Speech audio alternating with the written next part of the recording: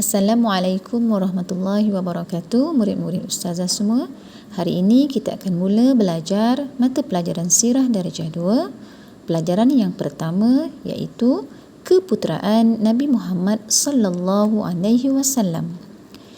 Hari ini kita akan fokuskan pada subtopik yang pertama iaitu pengenalan dan subtopik yang kedua iaitu peristiwa kelahiran baginda.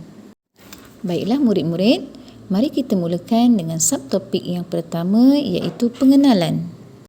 Cuba kamu sebutkan siapakah nama Nabi kita?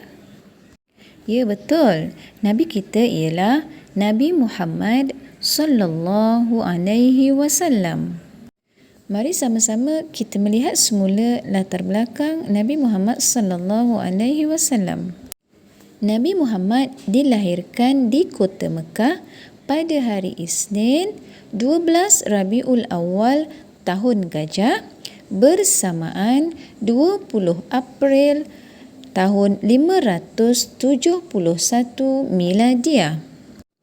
Nabi Muhammad dilahirkan di sebuah perkampungan yang dikenali sebagai Perkampungan Bani Hashim yang terletak di kota Mekah. Bani Hashim ialah keturunan kaum keluarga baginda. Nabi Muhammad juga merupakan Rasul yang terakhir. Baginda digelar sebagai Khatamun Nabiyyin. Cuba sebut murid-murid, Khatamun Nabiyyin. Khatamun Nabiyyin bermaksud Nabi yang terakhir. Itu bermaksud selepas kewafatan baginda tidak ada lagi manusia yang dilantik oleh Allah untuk menjadi Nabi dan Rasul. Nabi Muhammad sallallahu alaihi wasallam diutuskan oleh Allah untuk menyampaikan ajaran Islam kepada golongan manusia dan juga jin. Baginda juga membawa rahmat dan nur, iaitu cahaya hidayah ke seluruh alam. Maksudnya, kelahiran baginda telah membawa banyak kebaikan ke seluruh alam. Ini bermaksud Nabi Muhammad sallallahu alaihi wasallam merupakan manusia yang paling istimewa. Keistimewaan baginda sudah terlihat sejak sebelum kelahirannya lagi.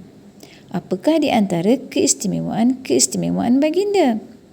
Mari kita lihat peristiwa sebelum kelahiran Nabi Muhammad sallallahu alaihi wasallam. Kamu semua masih ingat siapakah nama bonda Nabi Muhammad? Ya, betul. Bonda Nabi Muhammad ialah Siti Aminah binti Wahab. Bonda Nabi Muhammad sallallahu alaihi wasallam telah mengalami beberapa peristiwa yang pelik sewaktu mengandungkan baginda Nabi. Antaranya ialah bonda Nabi Muhammad telah bermimpi mendengar satu suara yang mengatakan beliau mengandungkan penghulu umat manusia. Benar murid-murid, rupa-rupanya bayi yang dikandungkan oleh Siti Aminah ialah Nabi Muhammad. Manusia istimewa yang bakal dilantik oleh Allah untuk menjadi Rasul dan penghulu sekalian manusia. Bonda Nabi Muhammad juga sentiasa berasa tenang dan tidak merasa sakit ketika mengandungkan baginda Nabi. Ini merupakan satu perkara yang istimewa dan luar biasa yang Allah kurniakan kepada bonda Nabi. Sebabnya kerana bayi yang dikandungkan oleh beliau ialah bakal seorang Nabi dan Rasul. Siapa dia murid-murid? Tentulah baginda Nabi Muhammad sallallahu alaihi wasallam.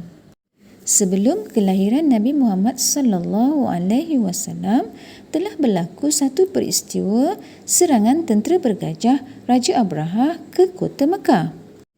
Tentu kamu pernah mendengar kisahnya sebelum ini. Ada yang belum? Baiklah, nanti ustazah akan ceritakan serba sedikit kisah serangan tentera Abraha ke atas kota Mekah. Sebelum kelahiran baginda, telah berlaku peristiwa kematian ayahandanya, iaitu ayahanda Nabi telah pun meninggal dunia sewaktu Nabi Muhammad masih lagi berada di dalam kandungan bondanya. Kamu masih ingat siapakah nama ayahanda Nabi Muhammad? Ya, betul. Nama ayahanda Nabi Muhammad ialah Abdullah bin Abdul Muttalib. Ini bermaksud baginda Nabi Muhammad sallallahu alaihi wasallam adalah merupakan seorang anak yatim. Baginda tidak pernah dapat bertemu dengan ayahandanya kerana ayahandanya telah meninggal dunia sewaktu baginda masih lagi di dalam kandungan bondanya. Kesian kan? Begitulah murid-murid beberapa peristiwa yang telah berlaku sebelum kelahiran Nabi Muhammad sallallahu alaihi wasallam. Mari kita sebut semula satu persatu. Yang pertama, bonda Nabi iaitu Aminah binti Wahab telah bermimpi mendengar satu suara mengatakan beliau sedang mengandungkan penghulu umat manusia. Yang kedua, sewaktu bonda Nabi mengandungkan Nabi, beliau sentiasa berasa tenang dan tidak merasa sakit. Selain itu, berlaku juga peristiwa serangan tentera bergajah Raja Abraha.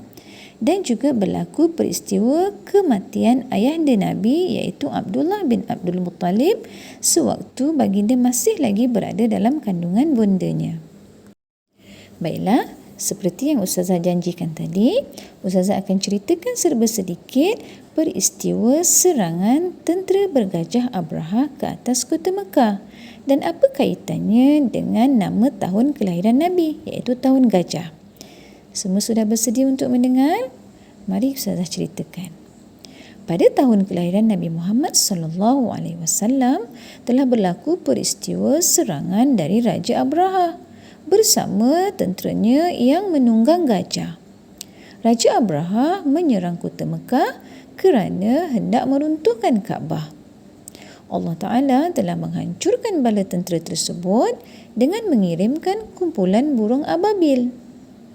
Burung ababil telah membawa batu-batu kecil yang panas. Kumpulan burung itu telah melontarkan batu panas hingga tentera Abraha dan gajah-gajahnya hancur semuanya seperti daun-daun yang dimakan ulat. Sempena peristiwa itulah tahun kelahiran baginda Nabi Muhammad dinamakan sebagai tahun gajah oleh orang-orang Arab. Kisah serangan tentera Abraha bersama gajahnya ini Allah Ta'ala telah rakamkan dalam ayat Al-Quran daripada surah Al-Fil. Jadi sekarang kamu semua faham ya mengapa tahun kelahiran Nabi Muhammad sallallahu alaihi wasallam dinamakan sebagai tahun gajah. Ini kerana dengan takdir Allah Nabi Muhammad telah dilahirkan pada tahun berlakunya peristiwa Raja Abraha dan tentera bergajahnya menyerang kota Mekah.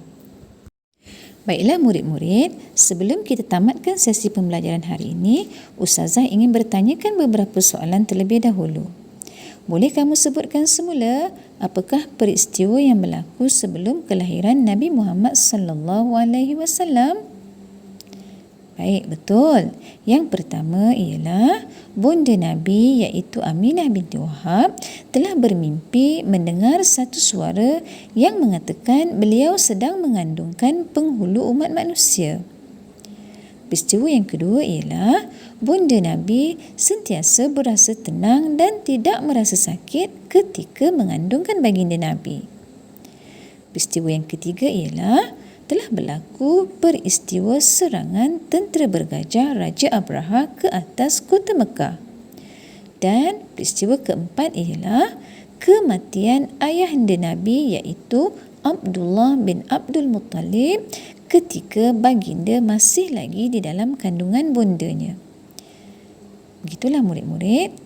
Mudah-mudahan dengan mempelajari sirah Rasulullah akan menambahkan rasa kasih dan cinta kita kepada Nabi Muhammad sallallahu alaihi wasallam. Sekian dahulu pelajaran kita hari ini. Insya-Allah kita akan bertemu lagi pada sesi pembelajaran yang akan datang dan Ustazah akan terangkan pula apakah peristiwa-peristiwa yang berlaku semasa Nabi Muhammad dilahirkan.